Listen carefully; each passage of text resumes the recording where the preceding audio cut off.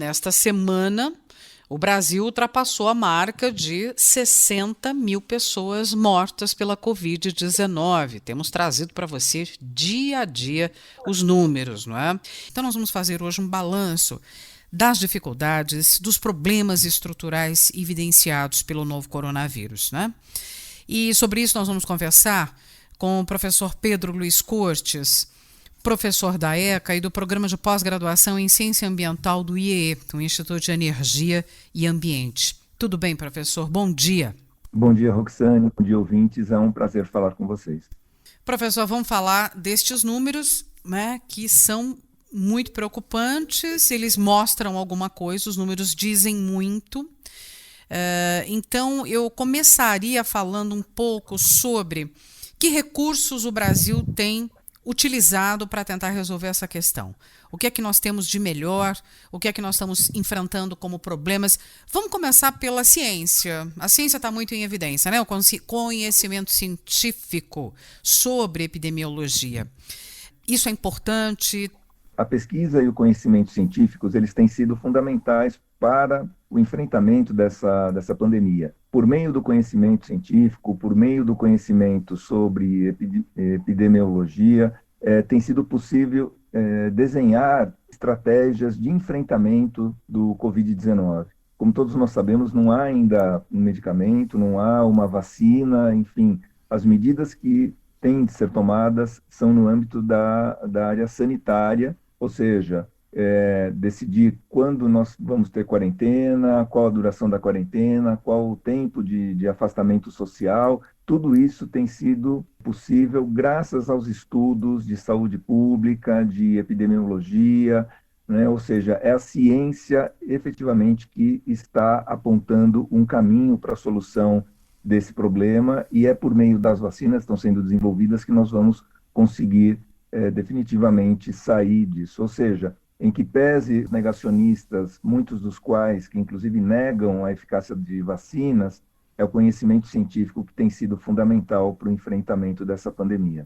E a nossa estrutura de saúde, esse gigantesco sistema único de saúde que é o SUS. Ele está conseguindo, aliás, está passando pelo maior enfrentamento, sem dúvida alguma, né, desde a sua criação. Nós estamos dando conta da situação? Então, Roxane, o que tem se verificado ao longo dos últimos anos é uma tentativa de redução do SUS, priorizando a iniciativa privada, priorizando os planos de saúde, os seguros-saúdes, né? E tem sido oferecido soluções aí que eu chamo de tailor-made, né, ou sob medida, em que apenas algumas doenças e exames são cobertos, ou apenas dá direito a consultas, é um preço reduzido, apresentando isso para o público em geral como se fosse uma solução mágica. Mas, na verdade, o único sistema que tem conseguido atender a essa demanda pública, a essa demanda de uma quantidade impressionante de pessoas que não têm outro tipo de cobertura, não tem plano de saúde, não tem seguro-saúde, tem sido o SUS. Então, em um governo, né, que muito se defende a redução do tamanho do Estado, o SUS, né, o Sistema Único de Saúde, foi o único sistema capaz de dar conta dos casos de Covid-19 a toda a população carente. Então, eu espero e tenho muita fé de que, após a pandemia, a gente tenha um incentivo maior a esse tipo de sistema de saúde, que é praticamente o único no mundo, e por meio dele que a gente tem conseguido dar o enfrentamento necessário à pandemia. Bom, agora tem as estratégias que os governos estão usando. Foi um isolamento social ou distanciamento social de parcela da população. O trabalho em casa, a redução da mobilidade urbana, como é que tudo isso tem dado conta desse momento que estamos atravessando? Bom, Roxane, com a quarentena, né, nós tivemos uma opção, muitas empresas acabaram optando pelo home office, e como o governo ele tem dificuldades históricas em ofertar um transporte público de qualidade, o home office ele poderá ser uma solução para melhorar a qualidade do ar e a mobilidade urbana no pós-pandemia.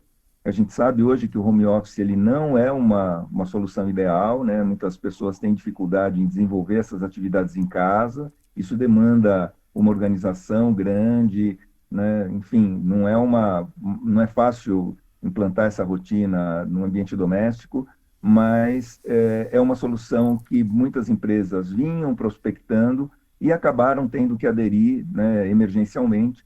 E eu acredito que, ao final da pandemia, não todas as empresas, obviamente, mas é possível que muitas empresas acabem optando pelo home office como uma oportunidade que você tem, inclusive, de reduzir os deslocamentos urbanos de casa para o trabalho, do trabalho para casa, porque as pessoas gastam tempo considerável todos os dias em relação a isso. Então, quando bem implantado, quando bem pensado, o home office ele pode ser uma opção que venha incrementar a qualidade de vida das pessoas e reduzir os custos, né, de trabalho por parte das empresas. Quer dizer, da crise a gente pode tirar uma boa experiência aí, ou uma mudança Dúvida. para o futuro, né?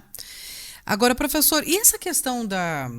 Estamos ainda aguardando, né, claro, a vacina para a Covid-19, para o coronavírus, mas de alguma maneira, a nossa experiência com os programas de vacinação aqui no Brasil, isso ajudou? O que isso tem a ver também com o modo como estamos fazendo esse enfrentamento da pandemia?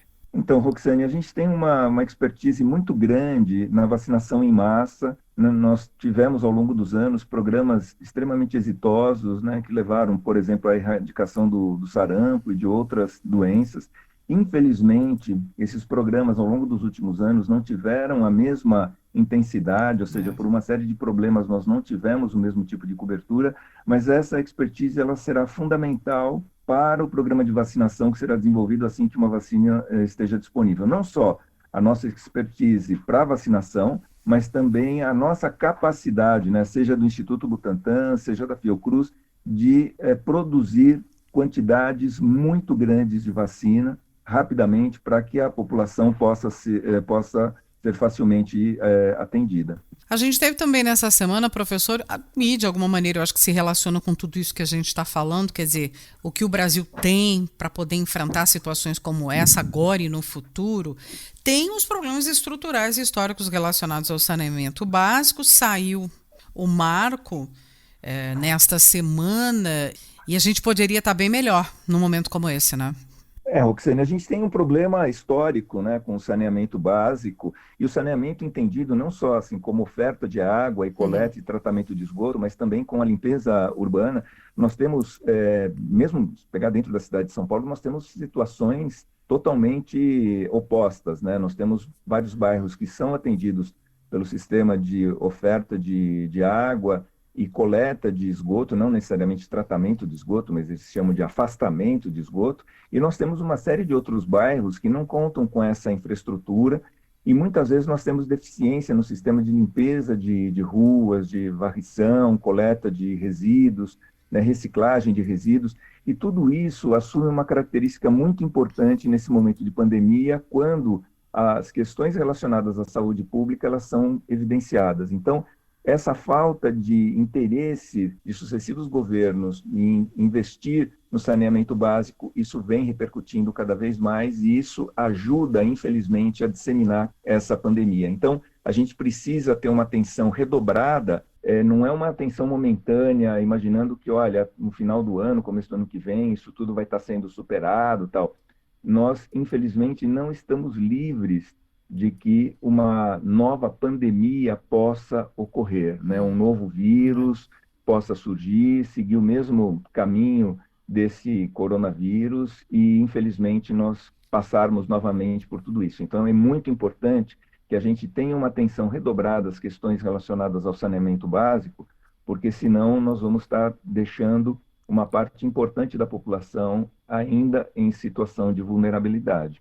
Ou seja, se a gente tivesse resolvido alguns destes problemas, ou melhorado, por exemplo, né, o financiamento do SUS, enfim, dado mais espaço à ciência, ao conhecimento científico, tudo isso traria uma resposta melhor, sem dúvida alguma, num momento como esse, não é?